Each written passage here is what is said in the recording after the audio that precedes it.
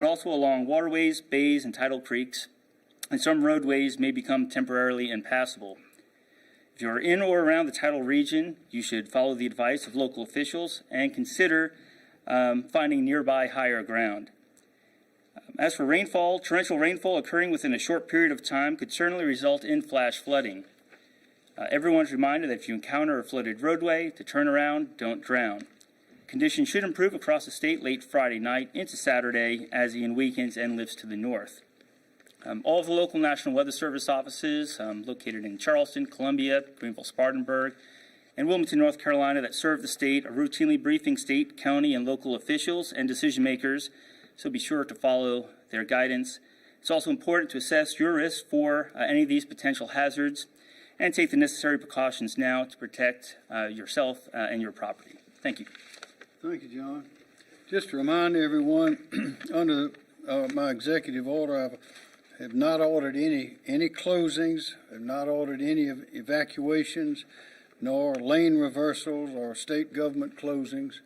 Now, your local governments may have advice, of course. They may close some county offices, but that will be, those decisions are left, of course, to the local level.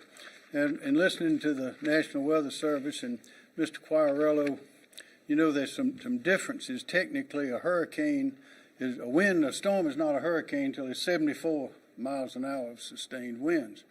And it's not a tropical storm until it's 40 or above. Doesn't make much difference whether this comes in at hurricane strength or below it storm strength or somewhere on the line, because it's going to be blowing strong winds. And it's going to be all over the state at different levels, as you can see if you go and look at those maps. But we know we're going to have a lot of water. We're going to have, this is going to come in, we're having this, Ian is going to arrive in strength about 8 o'clock tomorrow morning, and it'll be here until about 8 o'clock tomorrow night at top strength. So high tide in Charleston is at noon tomorrow. So we know there's going to be water, a lot of hot water in Charleston at noon. They know that too. I spoke to John Mayor Tecklenburg this morning. In fact, I think I've spoken today to most of the mayors along the coast, as well as our congressional, the Senators Scott and Senator Graham, and my office has been talking with others. I spoke to Congresswoman Mace, but everyone is on the same page. Everyone is reading the same information, and of course our team here is tightly involved with all of the county organizations and the county offices, and we know what's coming. So there's a little bit of wiggle room in exactly how strong the rains and how strong the wind will be. But the biggest variable is human reaction, is people failing to take the necessary precautions. That's the real danger that we have, is human error. So again, we want to, all of us want to urge everyone in our state to take a look at those maps, to pay attention, to see what is going to happen in your area. Some will have more wind than others, some will have more rain than others, but you can get that information if you go to those official sources, and don't go to the others, because there's always a lot of misinformation or sometimes outdated information that's going around. We know this is going to be a serious storm, but we also know, based on our preparations, which are now moving, we're not preparing anymore, we're acting now. We know that we can handle this if we use our heads and follow the rules. And there are a lot of little simple things. If you have to go to the store, if you're running out of something, go ahead and do it while we have time before it starts raining real hard. Don't drive on roads. If you can't see the pavement, don't drive on the road. And remember, even on highways, if you get up to high speeds, everybody's heard of hydroplaning, where a car can be slipping on the water, and that's very, very dangerous. Be sure, call your family, call your loved ones, tell them where you're going to be. Let them know that, so they won't be worrying about you. And again, take care of your pets. Take all your whatever medications. If you have to leave home for a while, take everything you're going to need with you. Stay inside. If the wind's blowing, it could blow something right on you. You see it blowing the shingles off the roofs. You also see it knocking down winds. take items inside, loose items that might be blown around by the wind, take those inside with you. Don't let those become projectiles on people.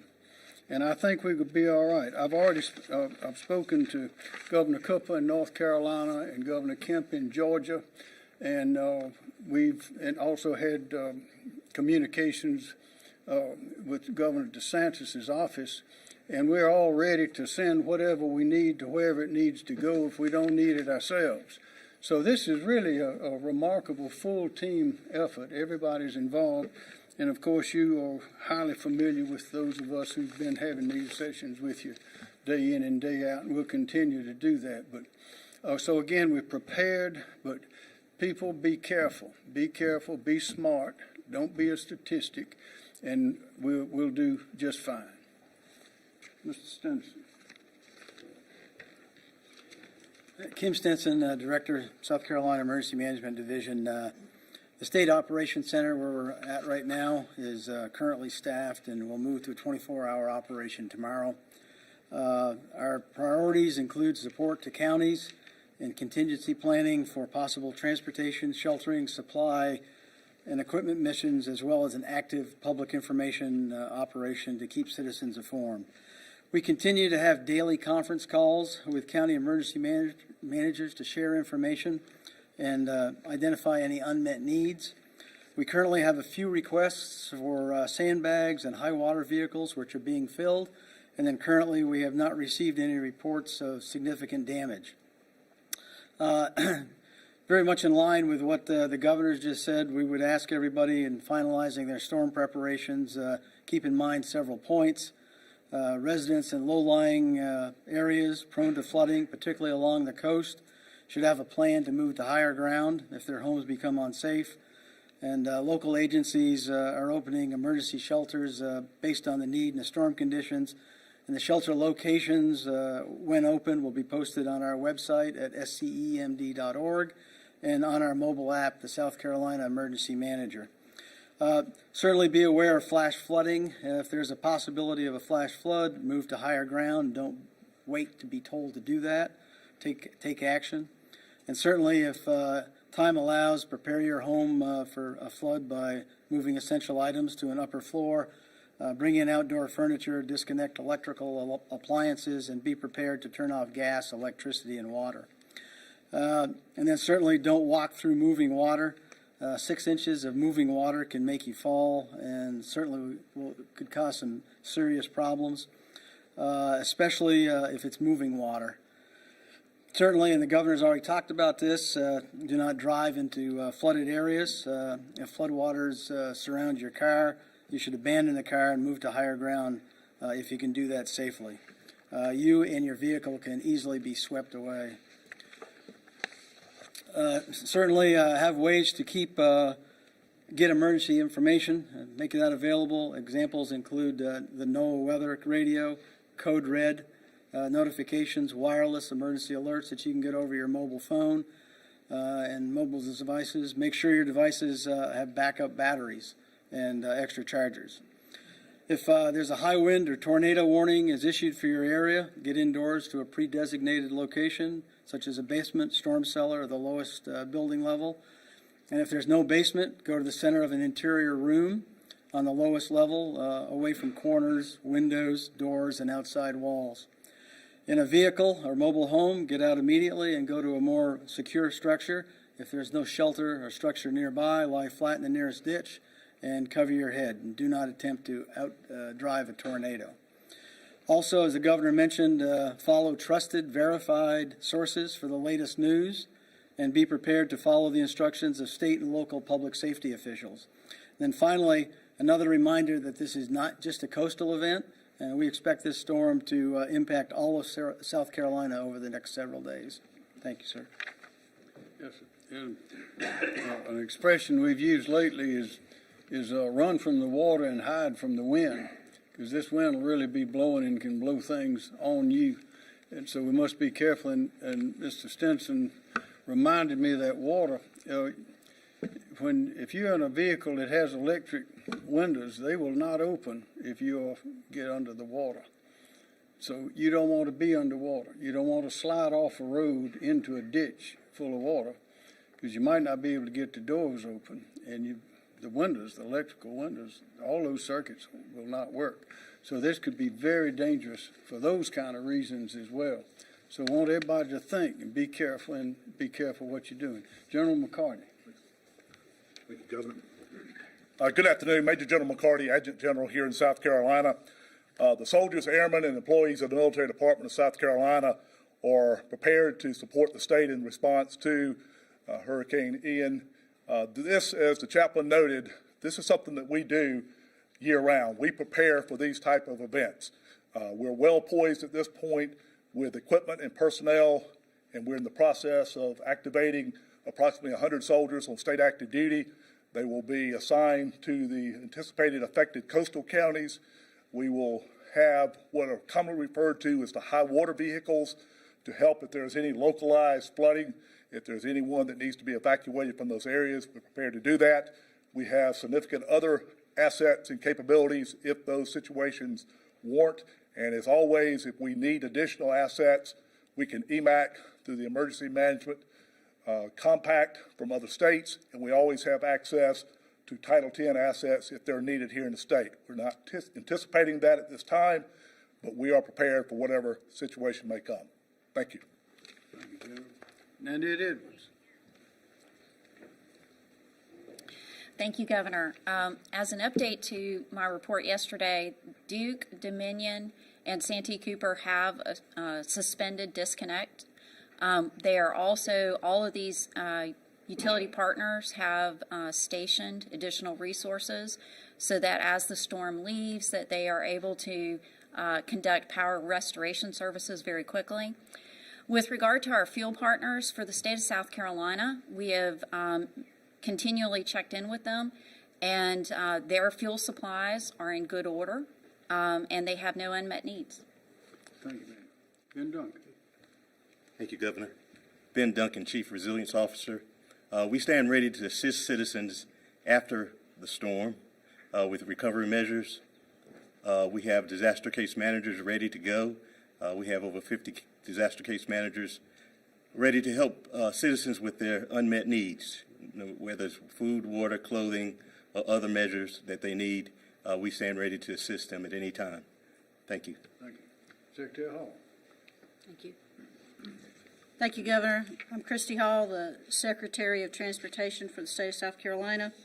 As the Governor mentioned, we completed all of our preliminary work today, including repositioning more than 100 employees down to the coastal areas to supplement the forces that we already have there in those areas to respond to the aftermath of the storm. That includes, as I mentioned, 100 additional folks from the upstate that we've moved down to help with road clearance operations as well as signal restoration work, which is something new that we did this year, which was to bring signal supplies with us into those areas to make sure that we're able to rapidly restore service into the area. And we will also team up with the utility crews that Director Edwards mentioned with regards to reentry and clearing of downed trees. As the Governor and others have mentioned, we urge that folks really try to avoid travel tomorrow if at all possible, just due to the high winds and rains and other dangerous conditions that may exist on the roadways. We are expecting, as John Q. mentioned, some rain or some water to be over the roads at some point in time, especially at some of what we would refer to commonly as some of the known areas that flood frequently in the state. So just expect that. Also, as mentioned earlier, make sure that you're following the advice and guidance of local officials, including law enforcement personnel, with regards to either crossing of the high-level bridges or rerouting around areas where there may be floodwater. Thank you, Governor. Thank you. Rob Woods. Thank you, Governor. Good afternoon. I'm Rob Woods. I'm the Director of the South Carolina Department of Public Safety. SCDPS and its state support agency, that's the South Carolina Law Enforcement Division, South Carolina Department of Natural Resources, the South Carolina Department of Pardon, Parole, and Probation, and the South Carolina Department of Transportation, began enhanced traffic management operations at 3 p.m. today in the coastal region and will begin response operations at 6 p.m. in the Midlands and Upstate. Our current focus is responding to anticipated increases in calls for service along major highways as the storm approaches, and shifting to support of SCDOT in addressing traffic hazards and assisting SLED with law enforcement missions after the storm. As always, and to echo Secretary Hall's advice, DPS encourages all citizens to avoid travel during hazardous weather and remain aware of dangerous roadway conditions after the storm has passed. Thank you, Governor. Thanks, sir. Dr. Simmons. Thank you, Governor. Good afternoon, everyone. I'm Dr. Ed Simmer, Director of the South Carolina Department of Health and Environmental Control. We continue to work to prepare for this storm. A couple of cautions for folks as the floodwaters start to come in. Please remember that not only are floodwaters dangerous from a drowning standpoint, they also often have toxic substances and high levels of bacteria. So staying out of floodwater is very important for your health. For that same reason, at sunset tonight, we are going to close all shellfish harvesting beds statewide until such time as we can show that the water is safe and the shellfish is safe to eat again. And that could be a couple of weeks, but all shellfish beds will be closed as of sunset tonight. We are continuing to work with our medical facilities in the coastal counties, which we think will have the greatest effect. We have 42 nursing homes, 126 assisted living facilities, and several hospitals. We're working very closely with all of them. They all are ready for this storm, but we have teams ready to respond on a moment's notice if any of them do have any challenges. We continue to work with our dam owners for the more than 2,000 dams that we regulate. We've lowered water levels on some of those dams, and we believe they are ready. We do not anticipate significant problems with the dams. So at this point, our goal is that no South Carolinian is physically harmed in this storm, and certainly no one is killed by this storm in South Carolina. I'm convinced that working together, we can achieve that goal. Please be smart, stay informed, don't take chances you don't need to take, and working together, we will make sure that every South Carolinian comes through this okay. Thank you, Governor. Thank you. Are there any questions? Yes, sir. This is to John. You mentioned that this could be the first hurricane that makes landfall since Matthew. Are there any particular concerns that you have about this hurricane that occurred when Matthew made landfall in South Carolina? I couldn't, are there any what? Any particular concerns that this hurricane could bring similar to what Matthew brought? The main concern always, this is stronger than some that we've had, but weaker than others. But the concern is always human error and people taking chances, people riding on the roads where they can't see the road, trying to go out in a hurry to get medication or to take care of, or to do something that could have done before the rain and the wind were upon us, and doing it at the last minute. When hurricanes, whether it's a hurricane or tropical storm, you need to prepare, and that's this great team that we have here in South Carolina is fully prepared. We've prepared and gone through a lot of hurricanes and storms over the years, but it's always something that's unexpected that typically could have been avoided if people thought a little more. Now, if a huge hurricane comes in, it's going to do some damage. We can't stop Mother Nature, but we can take care of ourselves, and that's why we try to sound the alarm and ask people to be prepared. Yes, sir. For John, just when and where can we expect the worst of this tomorrow? Conditions will start deteriorating tonight as the tropical storm force winds start spreading in. The wind field around Ian is very large, so it's not just confined right to the center. So it's the radius of the wind is very large. So even well ahead of its approach, we'll start seeing those tropical storm force winds develop. So conditions will deteriorate through the night tonight and tomorrow morning. We'll probably expect the worst conditions throughout the day tomorrow. In terms of rainfall could certainly begin along the coast, later today through tonight, and then it's going to spread inland as well. So the heavy rainfall threat, the flash flood threat begins tonight and will continue through tomorrow. The storm surge threat appears to be greatest probably right around the time of high tide tomorrow, which is late morning, early afternoon for a good portion of the coast. That's when we're most concerned about the storm surge inundation. And then the isolated tornado threat looks like would be late tonight into tomorrow. So that's the timing. These are a little bit faster than what we were discussing yesterday. So the arrival of those tropical storm force winds, and that's due to a faster forward motion of the storm and those larger expanding wind fields getting here a little bit sooner. So things are sped up just a little bit compared to what we were seeing yesterday. More questions? Yes, ma'am. For you or for Director Stenson, Charleston's mayor said he's nervous about some complacency given how the path has changed. Is that something that you all are concerned with as well, especially for coastal residents? We're always concerned about complacency. I spoke to Mayor Tecklenburg earlier today.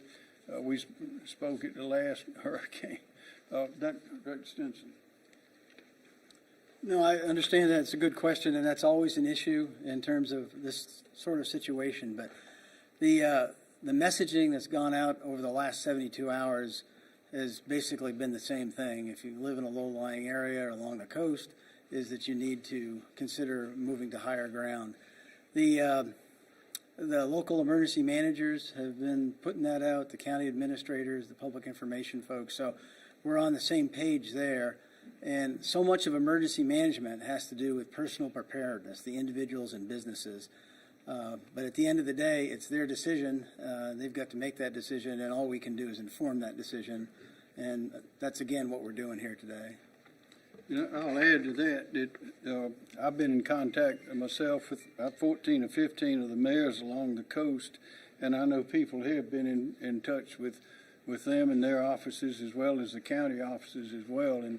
And all of the official people are highly alert and prepared. We just want to, again, urge all the citizens to take care because you can get hurt in a storm like this. Questions? Yes. General McCarty, can you tell us a little bit more about where assets have been positioned on the coast? Are you focused around some of these areas that storm surge could be the worst at? Yeah, we'll have in Charleston County, Dorchester, Beaufort, Berkeley, and normally we either initially stage at the local armory or at a facility designated by the county that will give us the ability to be flexible. And we can expand both in our capabilities in terms of response to other parts of the low country on the coastal plain as necessary. But those would be the initial sites that we will occupy. Are there any focuses like hospitals or some of these assisted living facilities that you guys maybe focus on? What we have done in the past is when, if emergency responders could not get into an area or someone needed to be evacuated from an area that was closed off due to high water, we're able to get in. Normally, we either our LMTVs or support local authorities who may have boats, but it's really kind of the last resort to try to move people out of these affected areas. Depending upon the storm, we'll certainly gauge, how much we may be needed, but it's more of a precautionary event versus what we know will happen. It's just more of a precautionary at this point. More questions? All right. Thank you very much.